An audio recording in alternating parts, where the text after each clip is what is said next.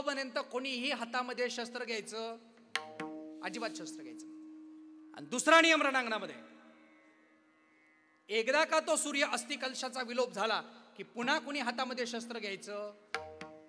सूर्यास्ताच्या पूर्वी आणि सूर्योदयाच्या नंतर असणाऱ्या भूमिकेमध्ये जेवढा कार्यकाळ सापडतो तेवढ्याच कार्यकाळामध्ये खऱ्या अर्थानं युद्ध करायचं असं मानलं जातं. त्याचं कारण असं आहे, रणांगणावरती युद्ध करत असताना त्या सूर्याच्या असणाऱ्या किरणाचा पहिला असणारा क्षेपण जो या रणांगणावरती येतो तो सर्वसामान्य पद्धतीने येत नाही, तर तो आलेला पहिला किरण खऱ्या अर्थानं संपूर्ण रणांगण ब्रह्म म्हणून मानतं. आणि त्या ब्रह्मवृंदाला एकदा नमस्कार केला की खऱ्या अर्थानं युद्धाला प्रारंभ होतो. कधीतरी तुम्ही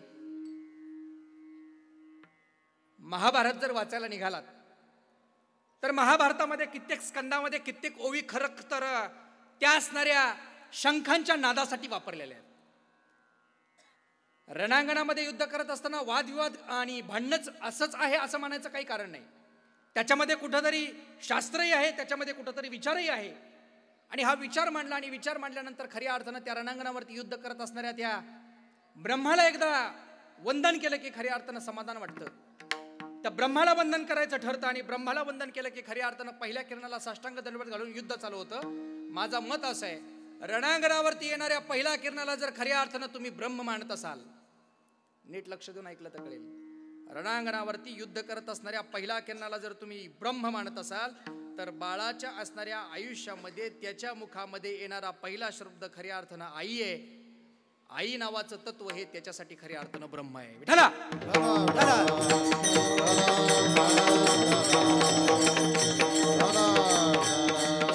काय झालं, थांबणार कुणीच नाही, जावं सगळ्यांनाच लागणार आहे. पण तरी सुद्धा या जगाच्या बाजारामध्ये खऱ्या अर्थानं कुणी थांबायला जरी आलं नसलं तरी खऱ्या अर्थानं थांबलेल्यांचं कौतुक करणं हे मात्र कुणी विसरत केलं जातं. कौतुक येथे नाही ऊर आले अवतारे, येथे नाही ऊर आले अवतारे, नाही ऊर आले अवतारे, येथे नाही ऊर आले अवतारे. येते पामर, येते पामर जीवकी येथे ऊर नाही आले अवतार, येथे ऊर नाही आले अवतार.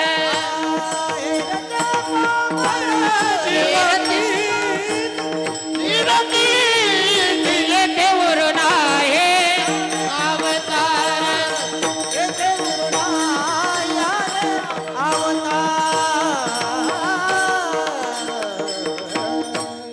इथं थांबायला कुणी आलं नाही, पण जो थांबला नाही त्याचं कौतुक झाल्याशिवाय राहिलं नाही. कोणीच थांबलं नाही महाराज, कोणीच थांबलं नाही, कोणीच थांबलं नाही. तुमचं वय किती बाबा? 65, 65 म्हणजे 65 बरोबर ना? माझं थोडंसं इंग्लिश कच्चं आहे थोडंसं. 65 हां बरोबर आहे. वडील आहेत का? वडील किती वय वडिलांचं? 87. काय भाग्यवान आहेत, काय भाग्यवान आहेत. 91 मोठी साजरी करा. पंजोबा आहेत का? हां नाही आहेत. मग खापर पंजोबांचं बरं आहे का? नाहीत खापर पंजोबा. आजोबा पण नाहीत, पणजोबा पण नाहीत. अहो आपण नाही म्हणतात काय मजा आहे. ते थांबणारच नाहीत हे महाराज सांगतात. आजा मेला पण जा मेला गेला, देखत देखत ना तो पण तो होई तैसा. तो थांबण्यासाठी आलेलाच नाही, तो जाणारच आहे. तो जाण्यासाठीच आलाय. पण आलेला जीव थांबत नाही म्हणून त्याचं दुःख नाही आणि गेला म्हणून आनंद नाही. या दोन्हीच्या असणाऱ्या प्रमायबद्ध अवस्थेमध्ये जीव जगतो आणि या जीवाच्या जगण्याला खऱ्या अर्थानं आयुष्य असं म्हटलं जातं. विठ्ठला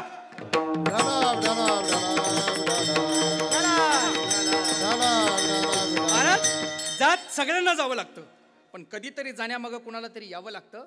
जगाच्या बाजारामध्ये खऱ्या अर्थानं एकाला राज्याभिषेकाच्या गादीवरून खऱ्या अर्थानं पुन्हा एकदा माघारी जावं लागलं आणि पुन्हा एकदा गादीवरती यावं लागलं. त्या गादीवरती येणाऱ्या खऱ्या अर्थानं पुरुषाचं नाव म्हणजे खऱ्या अर्थानं जगमय झालेला राम आहे. ऐका, जगमय झाला राम. या असणाऱ्या विश्वसागरामध्ये स्वतःचं अस्तित्व कलश दाखवला राम. पण या सगळ्या भूमिका ज्यांच्या असणाऱ्या स्पंदनाने निर्माण झाल्या, ती स्पंदन आयुष्यामध्ये सहजतेने आली नाहीत. मी फारसं खोलात जाणार नाही. रामायणामधला शेवटचा प्रसंग मला तुमच्या समोर मांडायचा आहे. काय झालं, प्रभू रामचंद्र खऱ्या अर्थानं सीतामय्या सोबत पुन्हा 14 वर्षाचा वनवास संपून पुन्हा एकदा असणाऱ्या त्या अयोध्या नगरीमध्ये आले होते. आणि ज्या क्षणाला अयोध्या नगरीमध्ये खऱ्या अर्थानं प्रभू रामचंद्र आले, त्या रामचंद्राच्या अवताराकडे पाहून खऱ्या अर्थानं संपूर्णच्या संपूर्ण अयोध्या नगरी दुनावली होती, आनंद व्यक्त करत होती. आणि आनंद व्यक्त करत असणाऱ्या प्रभू रामचंद्राच्या असणाऱ्या भजनानं तल्लीन झाली होती. हरे राम राम राम हरे हरे राम राम राम हरे राम हरे हरे राम राम राम हरे राम राम राम राम राम राम राम हरे हरे राम राम राम हरे राम राम राम राम राम राम राम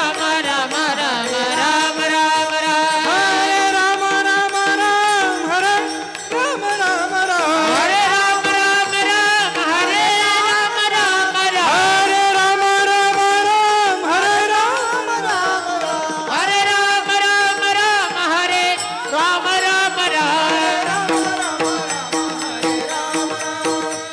राम राम हरे राम राम राम हरे राम राम राम हरे राम राम राम हरे राम हरे राम. राममय झाली सगळी अयोध्या नगरी. आणि प्रभू रामचंद्राच्या आविष्कारामध्ये खऱ्या अर्थानं प्रभू रामचंद्राच्या दर्शनकार मंडपामध्ये खऱ्या अर्थानं आनंद व्यक्त झालाय, आनंद व्यक्त झालाय, आनंद व्यक्त झालाय. आणि आनंद एकाच कारणास्तव झालाय की प्रभू रामचंद्र वनवास संपून पुन्हा एकदा खऱ्या अर्थानं अयोध्यावासीमध्ये आलेत. फारच लक्ष देऊन ऐकलं पाहिजे बरं का.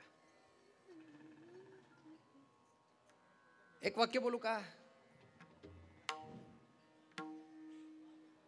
मोरे गुरुजी, हा दोष कीर्तनकाराच्या असणाऱ्या स्मृती कलशाचा आहे.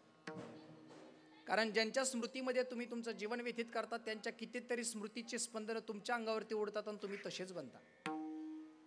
म्हणून दोष तुम्हाला नाही, दोष मला आहे. कारण जगाच्या असणाऱ्या व्यासपीठामध्ये वारकरी संप्रदायाचं अस्सल नेतृत्व करणारे श्री गुरु श्री महंत प्रमोदजी महाराज जगताप हे माझे श्रीगुरु आहेत.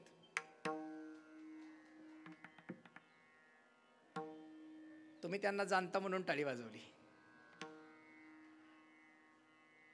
टाचणी का पडली याच्यावरती विचार करणारी आम्ही मंडळी आहेत.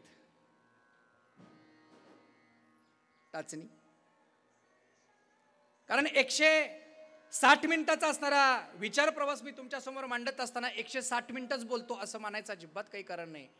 कारण तुमच्यासाठी 160 मिनिटं खऱ्या अर्थानं मत व्यक्त करायला मला खऱ्या अर्थानं 200 किलोमीटरचा प्रवास करून जर यायचा असेल आणि तुमची 160 मिनिटं 120 मिनिटं खऱ्या अर्थानं जी काही घ्यायची असतील ती जर मी माझ्या पदरात पाडणार असेल तर मला वाटतं तुमचा एकही क्षण खऱ्या अर्थानं हरीच्या चिंतना व्यतिरिक्त जाऊ नये.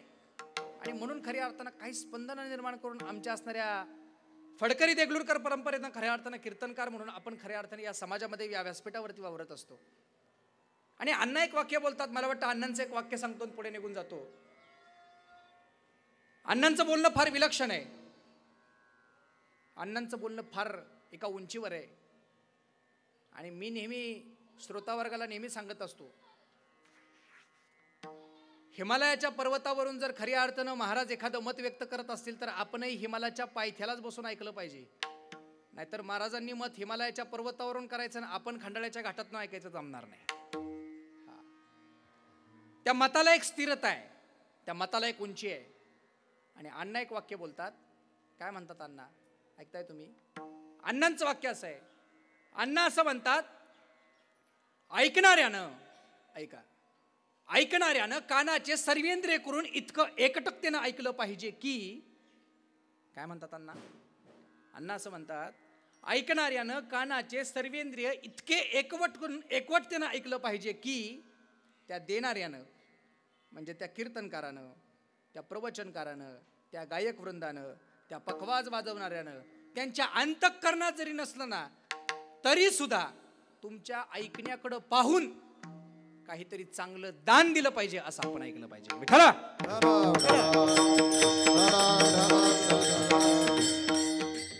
आता महाराज कान बथड झाले, कानाचे सर्वेंद्रिय. आता मला वाटतं घरागणीस प्रत्येकाच्या घरामध्ये शुगर आहे. शुगर नाही, टाकायची शुगर नाही, नाही टाकू नका टाकू म्हणायची शुगर. टाकायची शुगर आणायची ऐपत नव्हती आपली, पण तरी सुद्धा आपण ज्याचा मिळेल त्याचा पिऊन सुद्धा सुखासुखी होतो, तरी सुद्धा आपल्याला शुगर. आता आपली ऐपत झाली पण खायची ताकद राहिली. आता असंच आहे महाराज. जो 1 क्विंटल ज्वारीचं पोतं पिकवू शकतो तो विकत घेऊ शकत नाही, विकत घेऊ शकत नाही. आणि जो विकत घेऊ शकतो तो उचलू शकत नाही. साहेबाला सांगितलं एकदा 1 क्विंटल ज्वारीचं पोतं उचलताय काय? साहेब म्हणाल 200 जस घ्या पण घरी आणून टाका. का? खायची ताकद शिल्लक राहिली नाही. मग खायची ताकद शिल्लक जर ठेवायची असेल तर महाराज त्या असणाऱ्या ताकदीने आपण विचार केला पाहिजे, त्या बुद्धीने विचार केला पाहिजे. आणि बुद्धीने विचार करणारा प्रभू रामचंद्राचा अवतार खऱ्या अर्थानं अयोध्या नगरीत आलाय. अयोध्या नगरीत प्रभू रामचंद्राचं आगमन झालंय. आणि आगमन झाल्यानंतर खऱ्या अर्थानं पितृयोग तर आधीच झालेला आहे. आता मात्र खऱ्या अर्थानं घरातल्या मुख्य राण्या खऱ्या अर्थानं त्या असणाऱ्या रामाच्या स्वागतासाठी उभ्या आहेत. पहिल्या असणाऱ्या भूमिकेमध्ये खऱ्या अर्थानं कौसल्या मातेच्या हातामध्ये ताट आहे, खऱ्या अर्थानं सुमित्रा मातेच्या हातात ताट आहे, कैकेयी मातेच्या हातात ताट आहे. आणि त्या असणाऱ्या ताटांकडे पाहिलं, त्या असणाऱ्या ताटांच्या भूमिकेकडे पाहिले. एका एका ताटाकडे पाहिल्यानंतर प्रभू रामचंद्राला आनंद झाला. प्रभू रामचंद्र पुढे होत आहेच, त्यांच्या मागोमाग खऱ्या अर्थानं माझी असणारी सीतामय्या त्यांच्या मागे आहे. सीतामय्याच्या मागोमाग माझे लक्ष्मण दादा आहेत, सुमंत आहेत. खऱ्या अर्थानं सगळेच्या सगळे खऱ्या अर्थानं माझ्या असणाऱ्या प्रभू रामचंद्राचे सवंगडी रामाच्या मागे आहेत. पण आल्यानंतर मात्र रामाने केलेली एक गोष्ट मात्र सगळ्यांच्या असणाऱ्या अंतःकरणाला खटकली. झालं असं, प्रभू रामचंद्राचा अवतार खऱ्या अर्थानं या असणाऱ्या मंडपात आला, पण आल्यानंतर प्रभू रामचंद्रानं दर्शन खऱ्या अर्थानं माझ्या कौसल्या मातेचं प्रथम घ्यायला पाहिजे होतं. ती त्याची आई आहे, पण कौसल्या मातेचं दर्शन माझा प्रभू राम घेत नाही. कैकेयी मातेचा असणाऱ्या समोर जातो आणि खऱ्या अर्थानं दर्शन म्हणून घेण्यासाठी पहिल्यांदा ज्या पायाला बघतो ते पाय महाराज खऱ्या अर्थानं कैकेयी मातेचे. कैकेयी मातेच्या पायाकडे खऱ्या अर्थानं वाकून प्रभू रामचंद्र दर्शन घेतात. आणि प्रभू रामचंद्र कैकेयी मातेला दर्शन घेतात म्हटल्यानंतर अयोध्यावासियांच्या मनामध्ये कुठंतरी संभ्रम निर्माण होतो की जिच्यामुळं 15 वर्ष असणारा खऱ्या अर्थानं अयोध्येचा असणारा परिपूर्णतेचा विकास थांबला, जिच्यामुळं प्रभू रामचंद्राला वनवासाला जावं लागलं, जिच्यामुळं राज्यगादी संपली, जिच्याकडं खऱ्या अर्थानं रामाचा वियोग झाला, त्या सगळ्या असणाऱ्या भूमिकेला कारणीभूत असणारी माझी कैकेयी माता आहे. आणि या कैकेयी मातेच्या दर्शनास रामप्रभू पात्र होतात. कुठंतरी चुकतंय असं वाटतंय. रामप्रभूनं दर्शन घ्यावं हे मात्र अयोध्यावासियांना आवडू नये यात नवल नाही. महाराज तिच्याच लेकराला आवडलं नाही आणि तिच्याच लेकरानं पुढे येऊन रामप्रभूच्या हाताला धरलं. भरताना पुढे यावं ना भरताना त्या असणाऱ्या प्रभू रामचंद्राच्या हाताला धरून सांगावं, रामा ही आई चांगली नाही, हिचं दर्शन घेऊ नका. ऐकताय तुम्ही? सांगणारा गावचा नाही,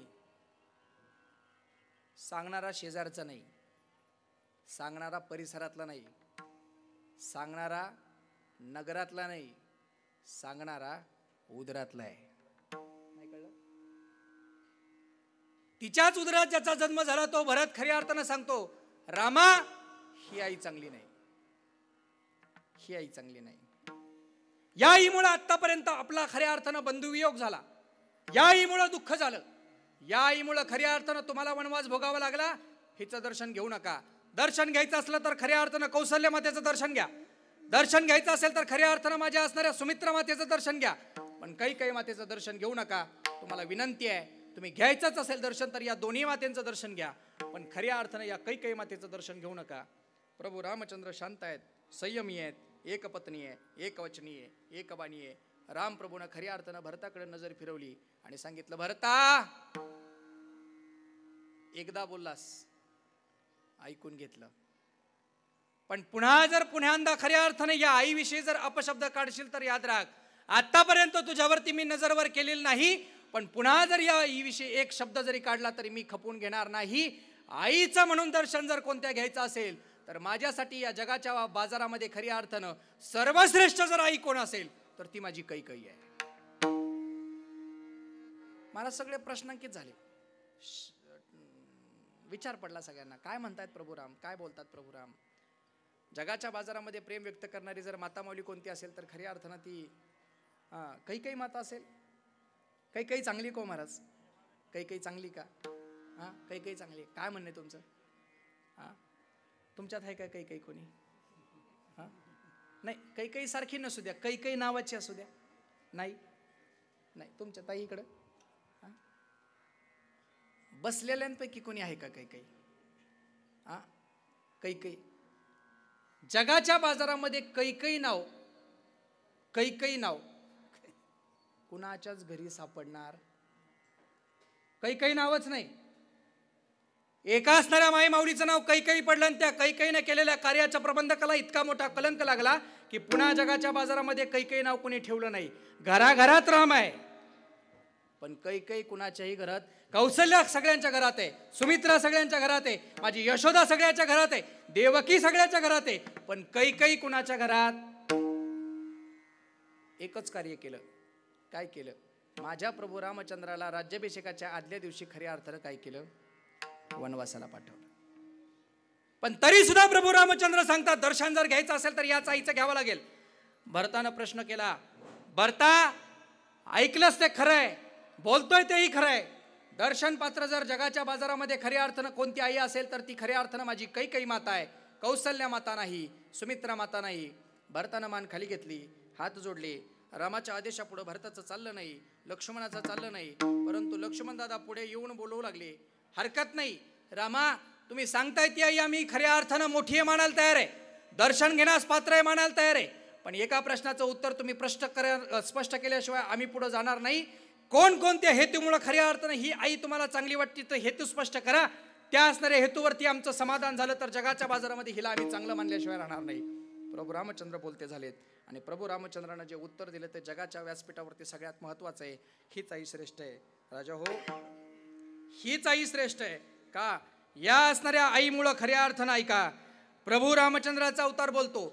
या असणाऱ्या विश्वकल्याणक असणाऱ्या 2024च्या असणाऱ्या विश्वकल्याणक उद्धारार्थ मला वाटतं आज प्रभू रामचंद्राच्या अस्तित्व कलशाचा खऱ्या अर्थानं अक्षता कलश या असणाऱ्या महाराष्ट्राच्या मातीमध्ये फिरतोय आणि येणाऱ्या खऱ्या अर्थानं 2024 मध्ये प्रभू रामचंद्राच्या अस्तित्व दर्शनाचा भाव खऱ्या अर्थानं प्रतिशुद्ध होतोय. हे महाराष्ट्राचं आणि नवे नवे तुम्हा आम्हा सर्वांचं भाग्य आहे, कारण ज्या असणाऱ्या काळामध्ये प्रभू रामचंद्राचं मंदिर झालं त्या काळात आपण तुम्ही आम्ही जिवंत आहे. हो, हे आपलं भाग्य आहे महाराज. जानेवारीत जा, फेब्रुवारीत जा, मार्चमध्ये जा, एप्रिलमध्ये जा, मे मध्ये जा, नाही तर मरायच्या आधी जा, पण काशीला जाऊ नका. कुठं जा?